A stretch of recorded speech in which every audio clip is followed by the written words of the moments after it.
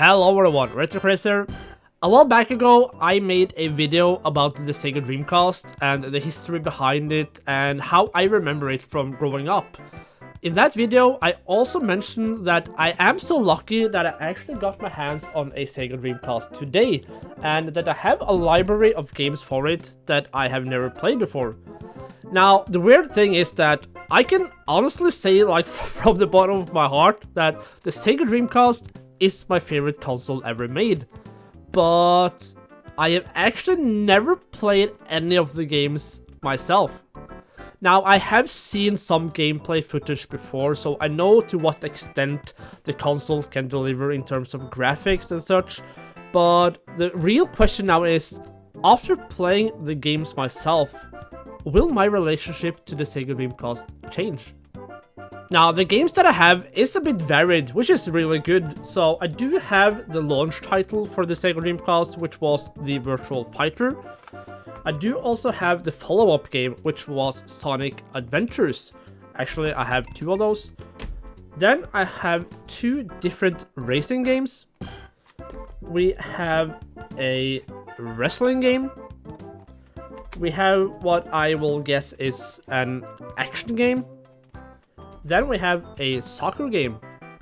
And lastly, we have a game that I don't really understand what it's supposed to be, but we'll find out. So let's just start with the game that I don't really understand what it's supposed to be, and that is Chu Chu Rocket. Now, on the back of the box, it says that Chu Chu Rocket, exclusive to Dreamcast, offers a new online gaming experience. Now, does that mean that it's only an online game, which is kind of what I fear? But it also says that just lead the mice to a rocket while protecting them from the vicious cats along the way.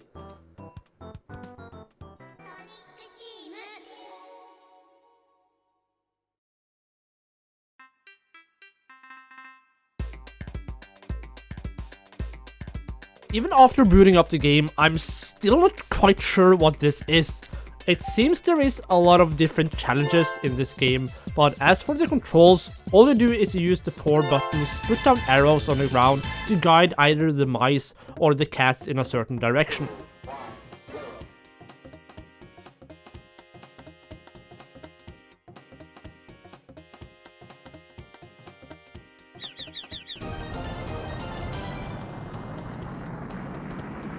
And that's pretty much it. And yes, I struggle like hell.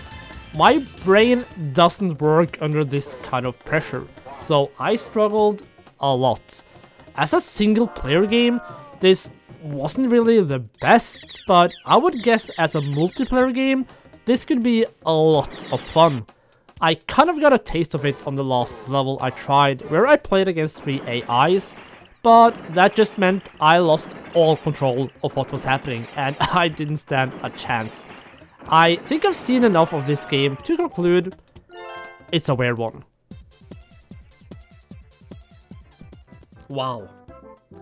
Okay. Well, the next game is called F355 Challenge. Passione Rossa.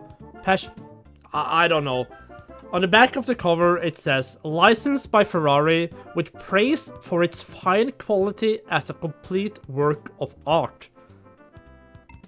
I guess that is another way of saying hashtag ad.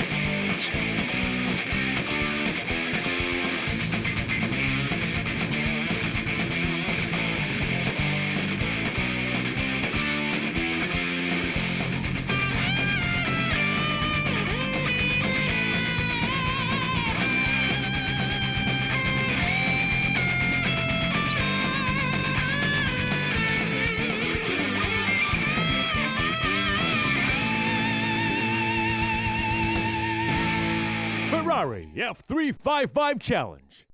Holy damn! Now that's what I call an intro. Well, you don't need to play this game for more than a few minutes till you realize that this game is just one big commercial for the Ferrari F355 that was in production at the time.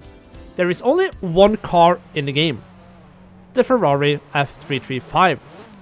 There are 6 tracks to choose from, so one car, 6 tracks. That is not a lot. I played through a championship racing through all the 6 tracks. The graphics are amazing though, and the music is banging. The driving simulation and physics seems to be pretty good and on point, so all in all, it is a really good game. The controls are simple as you pretty much only have gas and brake to think of if you turn on automatic gear shifts. I do really like the back mirror though, as you can see your opponents when they are creeping up on you, and you're also able to see where the other cars are when they are coming up next to you, making you able to, for example, cut them off. That is a really nice detail. Now, the difficulty though, holy damn. Except for one race where I got 2nd place, I ended up dead last in every race. This game is so damn hard, especially for someone who isn't really the best at racing games and who have absolutely no knowledge about how to adjust a car for maximum performance. One small mistake and you would never, and I mean never, win a race. So, in conclusion, the game looks amazing, the music is really good, and the physics seems to be pretty on point, but the difficulty makes it a bit boring to play. Now, also, releasing a game with just one car and 6 tracks comes off as a bit greedy, but then again, this game is just one big commercial for the Ferrari F355. But let's move on to the next game, which is WF Attitude. Hey, Future Cresser, the name is of course WWF, but I changed it after looking at the logo on the cover of the game that have put both W's together. Stupid logo? Yeah!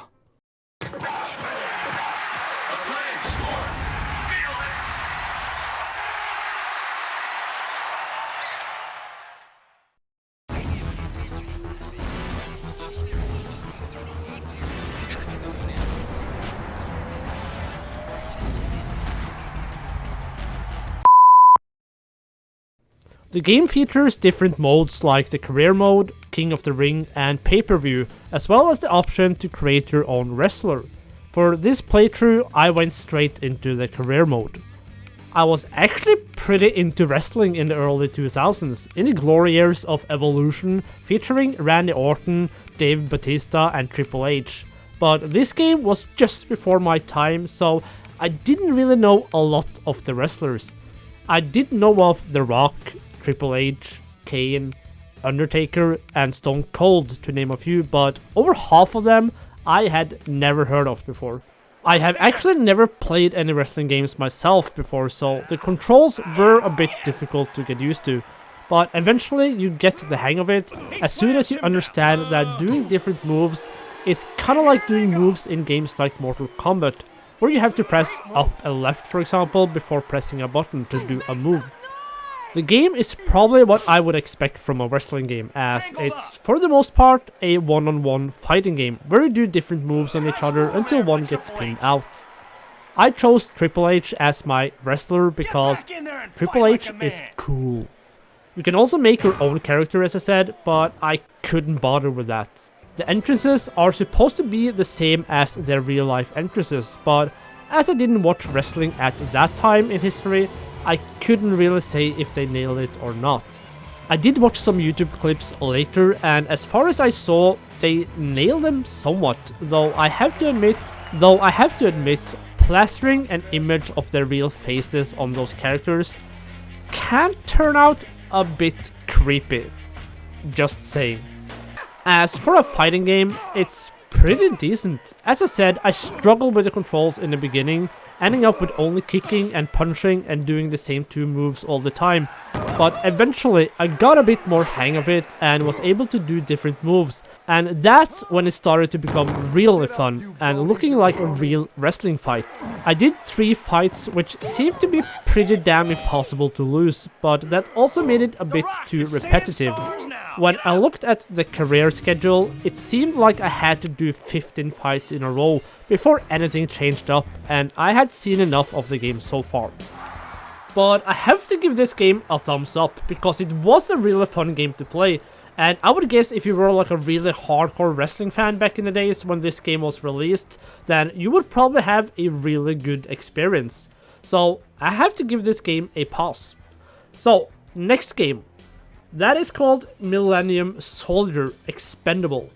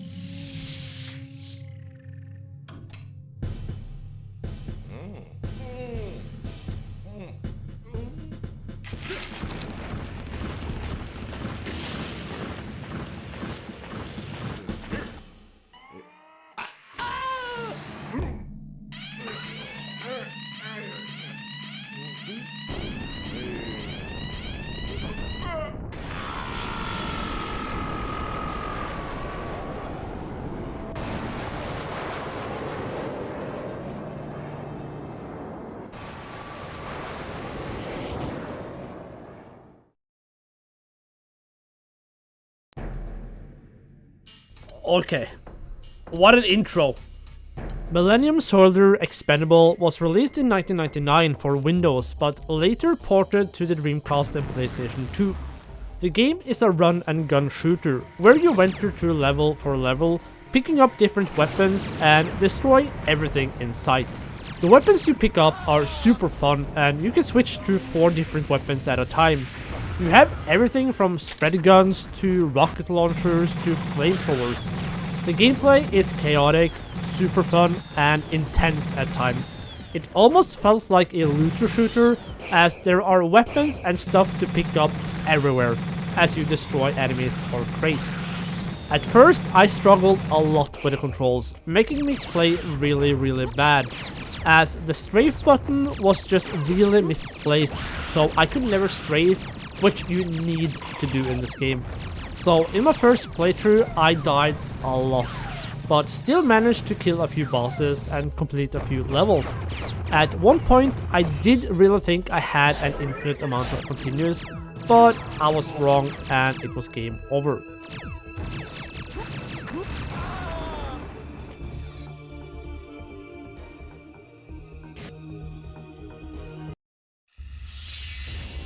I tried another playthrough of the first level with a different control setup, and that time I didn't die once, as I was easily able to strafe back and forth while shooting. And I'm gonna be honest, this game was insanely fun, and I can imagine playing this with someone else. That would be a blast. The constant shooting, everything exploding around you, and enemies coming in from everywhere makes this game so intense, so badass, and so fun. Alright, so we started a bit rough, but the games seems to just get better and better, so let's check out the next game, which is called Metropolis Street Racer.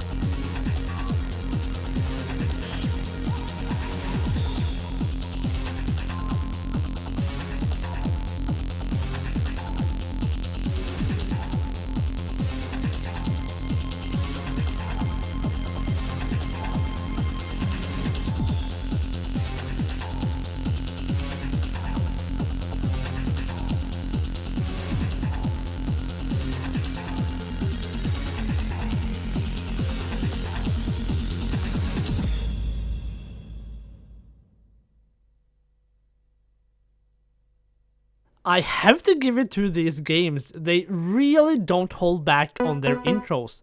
It works though, as it gets you hyped up for the game, but then again, the higher the risk is for the game to not fulfill its expectations. Well, straight off the bat, compare this to the F355 challenge game we played earlier. This game have about 50 cars that you can collect through different ways. Some of them you can unlock from the beginning. Well, you need to unlock one of them at least to even be able to start playing the game. Then you'll earn a new car after every chapter you finish, as well as some cars are hidden behind different challenges you can try to complete through the gameplay. Also compared to the F355 challenge, this game has over 250 racetracks, compared to the 6 on the F355. You drive through different parts of a bigger map that represents London, Tokyo, and San Francisco. The game uses the eternal clock to determine what time it is in each city. If you play this game at, for example, 8 AM London time, it will be morning in London, but evening or night in San Francisco or Tokyo. Every area also have its own soundtrack, where the game uses different fictional radio stations, like the GTA games, to play music. I have to say though, I never thought I'd play a racing game where I would cruise around San Francisco at high speeds, listening to country music. This game is amazing. Dress was green, her eyes were blue. I said to her, hey darling, look at you. She smiled at me, she looked so fine. Her shape, her body was divine. I couldn't help but look at her behind. Now she had to buy some underwear. Asked if I could take her there. I said, of course, mama, now don't despair. What differs this game from other racing games is the kudos system. You need to earn kudos to unlock new tracks, and you earn kudos by completing the tracks within the set time limit, drifting, or making clean laps without crashing or bumping into anything. On paper, this seems like a cool system, but I don't think it really works out well. It makes the game way harder than it needs to be, as the kudo requirements are so high even for unlocking the first new tracks of the game. So you gotta repeat every track multiple times to try and perfect them and make enough kudos to progress. I didn't like this system at all, and it made the game pretty frustrating to play at times really early in the game. The game did a really good choice with the progression though, as you slowly unlock new cars, as well as the possibility to unlock other secret cars by perfecting certain races. I played this game for a few hours and probably got like 50% into the game, but this is a game I could easily grind out to 100% completion if I played this back when it came out. All in all, this is a really cool and fun game with a nice progression system, nice graphics, and amazing music. I woke up this morning, saw you there.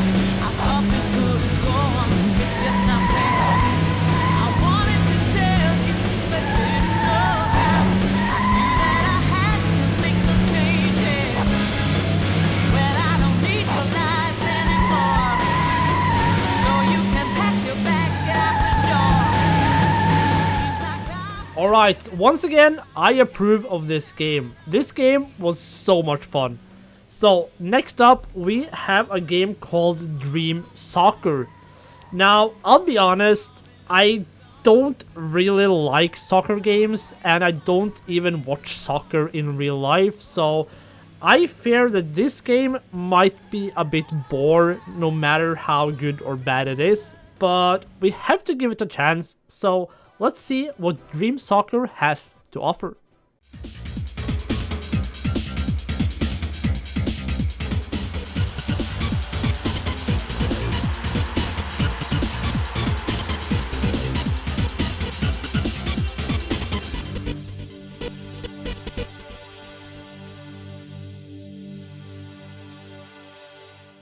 Alright, so the game features different game modes, but I went straight into the World Tournament. so I could represent my national team of Norway. Okay, I'll just ignore how they managed to butcher every single name of the players on this team. It honestly looks like they didn't have the license for the names, so they had to make up fake similar names for everyone. It doesn't look like they even tried. Oh well. As for the gameplay, I have to say the graphics looks pretty damn good for the time. The controls are simple enough, but as I suck so hard at soccer games, seeing as I never play them, I didn't really play that well at all. Also, for some reason, I couldn't seem to change the commentary language to English, so at default it was German, and I couldn't change it for the life of me. Gute Ballbehandlung. Ein unvernünftiger Angriff, der bestimmt zu einem Freistoß und einer Karte führt. To be honest, I don't really have much to say about this. It's a soccer game. It has nice graphics, the physics seems good, and the gameplay feels really smooth. But for some reason, I feel like games like International Superstar Soccer 64 on the Nintendo 64 is more fun, as it felt more like a game. With that, I mean, when I chose the World Tournament in this game, there is nothing that kind of gave me the feeling of playing a specific game mode. It's just load into a game, play, on to the next game. There didn't seem to be such a thing as a group play as far as I could see. The career mode in ISS 64 was actually pretty fun compared to this, but overall it's a pretty decent soccer game. Good graphics, smooth controls, and overall a pretty good game. Alright, so next up we have Sonic Adventures. Sonic Team.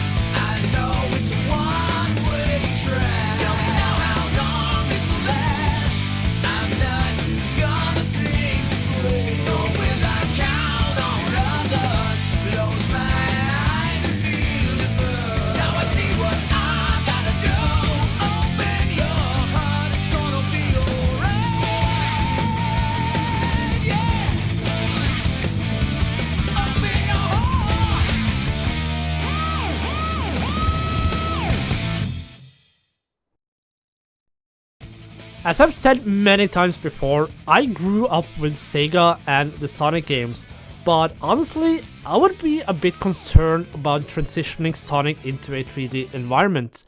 Sonic is all about speed, so turning this into a 3D world would require really smooth controls and a well-designed world.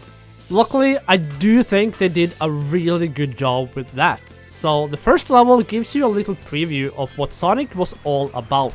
Speed. And lots of speed. The controls did take some time getting used to, as the controls are really sensible, but I didn't really feel the controls were ruining the game experience at all during my playtime.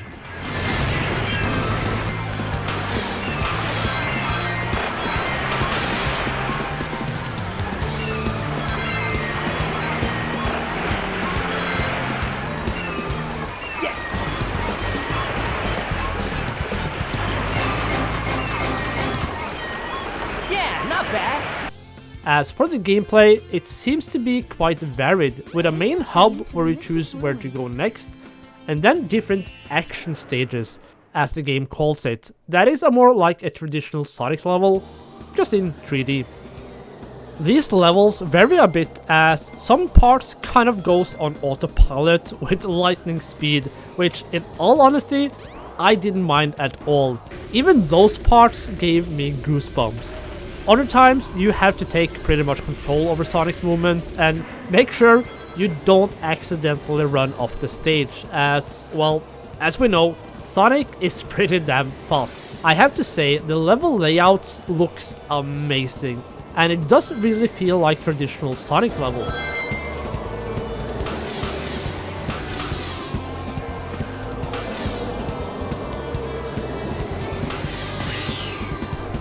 Then you have other stages that are a bit different, like this casino part, where you need to play pinball to gather enough coins to get to the next Chaos Emerald.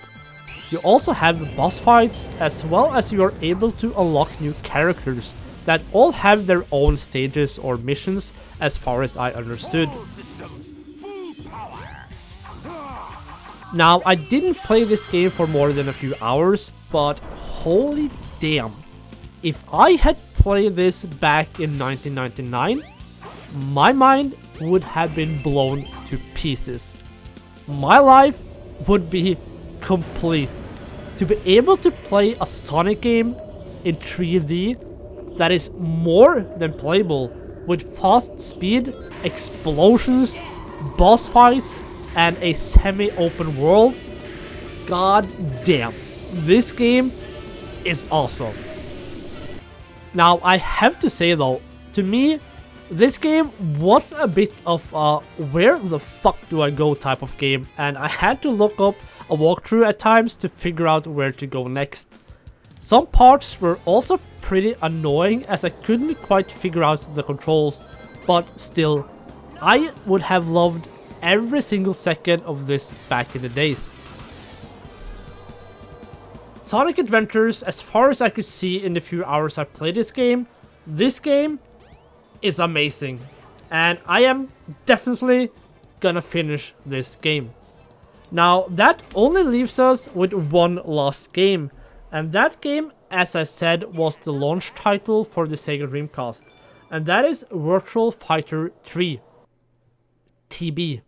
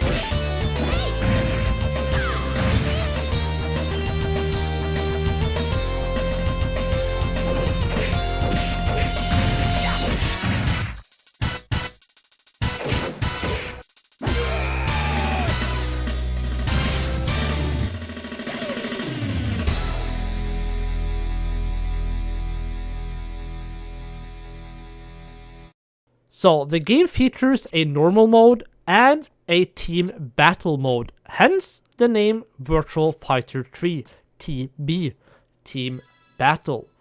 At first sight, the graphics is pretty impressive, as this almost looks like a perfect arcade port. The movement is pretty smooth, and all in all, it looks like a pretty decent fighting game. I don't really know why this series was so popular though, as the characters doesn't really seem that memorable. compare this to Mortal Kombat, Street Fighter, or Tekken, all of those franchises had different fighters we all knew the name of, but this seemed to just be a crowd of normal looking people. But wait, Kage? Like in Legend of Kage, the NES game? Whatever. I have one major complaint about the game though. One huge complaint. The jump button. If you have played any other fighting game, how do you usually jump? By pressing up? Yes. How do you jump in Virtual Fighter 3? By pressing the opposite directional buttons. So, to jump forward, you need to press down backwards, then up forward. Like, what the fuck? Why? It's not like the upper directional buttons do anything as far as I know. So, why? Why? Well, other than that, the game is just a straightforward fighting game with some really nice graphics, cool levels, and smooth movement. And as an arcade port, it's pretty damn impressive.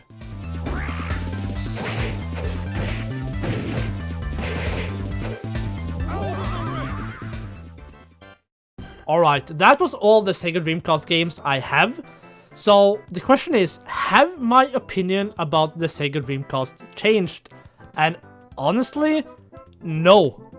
The small library of games that I just played, for the most part, was insanely impressive. It's very important that we look at these games from a perspective of back in the days and how these games differed from the competitors.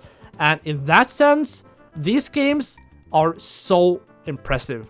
The graphics was for the most part unmatched at its time, and the music in the games were just insanely good. Almost every game started with some sort of like super edgy, cool, high energized intro that really just got you into the mood. I'm convinced that if I played these games back in the days, I would be absolutely stunned by the quality of these games. At the end of the day, I am so impressed of what the Dreamcast was able to deliver, and I need to get my hands on more Sega Dreamcast games, because this console is just...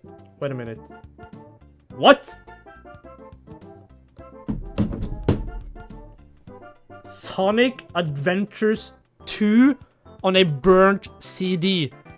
This has been inside the Sega Dreamcast this whole time. I've had this game the whole time. Oh, I remember my cousin playing this game on the GameCube back in the days. And holy damn, this game is good.